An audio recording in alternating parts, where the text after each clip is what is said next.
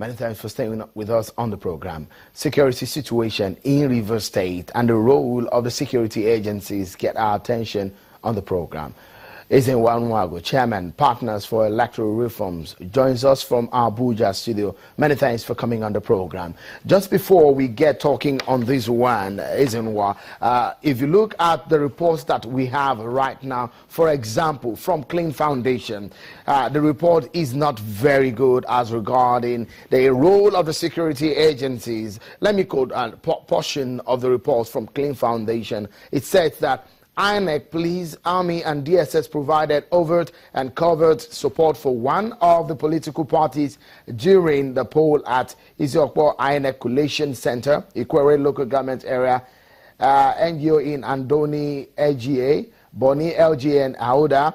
INEC staff and security agencies, especially the army and police, were observed openly aiding a political party. They went further to say there were serious cases of electoral violence orchestrated by the police, army, and DSS in Ward 3 Bodo community in Gokana and Kana local government area. This led to the shooting to death of Mr. Mbari John Mebari.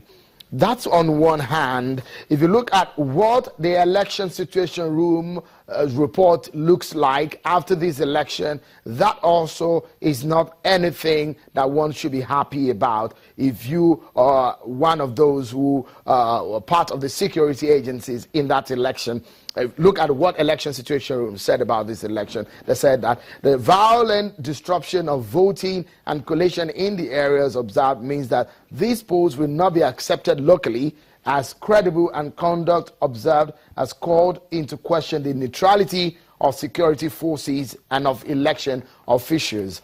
You were on the ground, you saw the situation, you heard gunshots, so did we on the ground. From all of these reports, what do you make of them?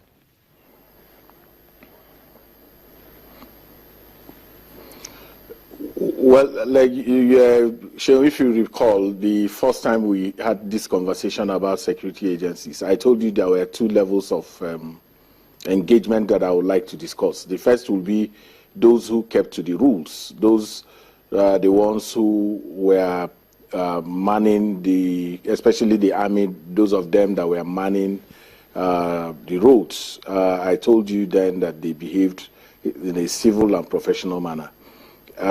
The law does not allow arm-bearing security men to come towards the polling units. So the current regime of denial that we continue to get from the police and the army, that this report seeks to tarnish the image of their institutions, does not help the case of proper law enforcement. What I mean by that is that if the law says you don't allow arm-bearing policemen or military men to approach the polling units, they are to stay away from that area to provide support for in case there is a crisis. But we did see, and a lot of reports show, that you had arm-bearing policemen, people who had, who had T-shirts bearing SARS, bearing DSS, come directly and interfered with the electoral process in many places. And those who were legitimately, who claim to be legitimate in ensuring law and order did nothing. Nobody has been arrested. Nobody has been, nobody is being prosecuted for that. Then it's simply clear that there was a failure of law and order. And this kind of public relations that we continue to get from institutions who have a responsibility to maintain law and order, we need to put a stop to it. If there are lapses, people should accept that there are lapses, and then that there are lessons that have been learned. In Rivers State, it was clear that there were two levels of security operations. One was those of them who were legitimate, who behaved themselves, and the ones that in the other day I called contractors, who were. But it is not always correct you can't be sure whose interests each of them were serving at any particular point in time. Because the fact that people say one political party needs to be underscored. I've made the point that somebody can wear PDP insignia when that person is actually working for another political or even APC. So it's a very confusing situation. So when reports come out, reports also need to be a little cautious in pointing out that this works for this and this, because it doesn't always hold water in that particular way. One of the things that really draw attention now, maybe we should show you again this disruption that happened earlier at the collation center, which brings to the fore one of the reasons why we're discussing this issue and the fear that came into the hearts of many people who were there at that venue. We will show you, okay, look at that, what is happening and what has happened there. And this is perhaps one of the highlights of the reports that that had come out of this election from some of the observer groups and the NGOs, saying that there is a violent disruption. And when we wonder, when all of these kind of disruptions are going on, where are those, some of those you've described as a legitimate or the professional police officers or the men in uniform? What were they probably doing at this time? What kind of situation comes to your mind in this kind of scenario?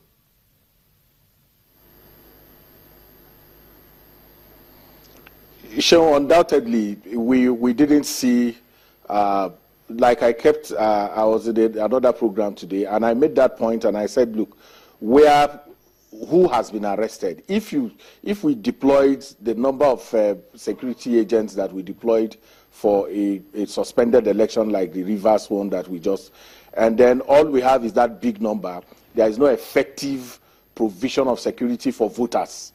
Apparently, those who disrupt the process are not voters. Those who throw dynamites are not voters. The voters have come to vote. Extraneous interests are working to ensure that the people themselves do not exercise their votes. And so it worries me when I hear this thing that, okay, we massed into Port Harcourt, into Rivers State, we deployed this number of people. But on the ground, whether the people who were tarnishing the image of the security agencies were not legitimate, how many arrests have been made, we can't vouch for that anybody is being prosecuted. All right. We hear that there are pockets of arrests in some of those places. But the people who were arrested were in a stop and search on the road, not people who Mr. Nwagu, let's quickly take a reaction. Let's hear from the police themselves on this one. The first PRO, the public relations officer of the Nigerian police, Don Anwuna, joins us on the telephone right now. Many thanks for coming on the program. I'm very certain that you are concerned with some of the reports that you're getting about the role of some of your operatives in this election. Some of the video, the clip that you've seen on Channels Television this evening. How worried are you, and what is the force doing right now about this kind of situation that's happened in Rivers State? Thank you very much. Thank you very much. Thank you very much. The comparative analysis, and from the beginning of Ondo and the elections, we have a good success. What I'm seeing on the video, you can see those people are not in any uniform. They don't wear any tags. And I'm happy you have a clip of it, which I investigate, because they, as far as I'm concerned, they are not our men. You can see the shoulder badge. You can see that they have the logo of the Nigerian Police Force is there, written on their chest, police SARS, federal SARS. And that's what they said they were when they got into the collation center. Have you tried to confirm where your legitimate men, if these are not your men, where were your real men? You see, there's a DIG on the ground, and he has confirmed that those who are not our men, and the IG have ordered a very thorough investigation to the conduct of those who were seen on the picture. And I believe you can see a police officer who is not armed in blue uniform, and who is now asking the electoral officer to make sure he gets his papers together. Those who walk in there, they didn't destroy the paper, they didn't take the paper away. A legitimate police officer is in blue. You can see him trying to make sure he's protecting the business. So those who came there in that different. All right.